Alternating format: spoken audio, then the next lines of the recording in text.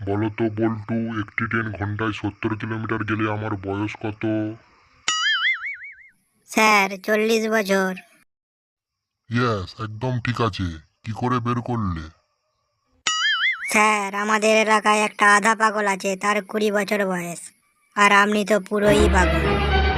আচ্ছা, এবার বলো তো বিদ্যুৎ কার সম্পত্তি? স্যার বিদ্যুৎ আমার মামার সম্পত্তি। মামার বাড়ির আবদার পেয়েছিস, বিদ্যুৎ তোর মামার সম্পত্তি কি করে? অমনি স্যার, যখনই বিদ্যুৎ চলে যায় তখনই বাবা বলে শালার বিদ্যুৎ শুধুই চলে যায়। স্যার এবারে পরীক্ষায় আমাকে ফেল করিয়ে দিবেন প্লিজ। কেন, তুই ফেল করতে চাস কেন?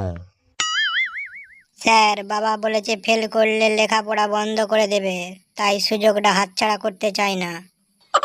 আচ্ছা বল্টু, বলতো আমরা যেখানে দাঁড়িয়ে আছি এখান থেকে সূর্য বেশি দূরে না আমেরিকা বেশি দূরে?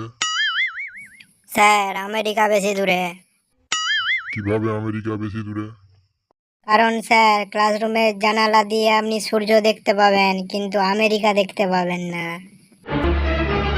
বল্টু, বলতো যদি কেউ আমাদের স্কুলের সামনে বোম রেখে যায় তাহলে তুমি কি করবে? কি আর করবো, প্রথমে 2-3 মিনিট দেখবো, তারপর যার সম্পদ সে না নিয়ে গেলে টিচার্স রুমে গিয়ে জমা দিয়ে আসবো। আচ্ছা পল্টু, বলতো শিক্ষকদের স্থান কোথায়? কেন স্যার, আমার পেছনে। বেয়াদব কোথাকার, শিক্ষকদের সম্মান দিতে শেখনি? কেন স্যার, আমার বাবা তো প্রায়ই বলে তোর পেছনে এত মাস্টার লাগালাম তাও তুই পাস করতে পারলি না। আচ্ছা বল্টু, বলতো মুরগি কেন জিরাফের মতো লম্বা হলো না? কারণ মুরগি যদি জিরাফের মতো লম্বা হতো তাহলে মুরগির ডিম মাটিতে পড়ে ফটাস করে ভেঙে যেত। আচ্ছা পল্টু, তুই 1 থেকে 100 পর্যন্ত গুনতে পারিস? না স্যার, আমি 10 পর্যন্ত গুনতে পারি। গাধা কোথাকার, বড় হয়ে কি হবি? স্যার বক্সিংয়ের রেফারি হব।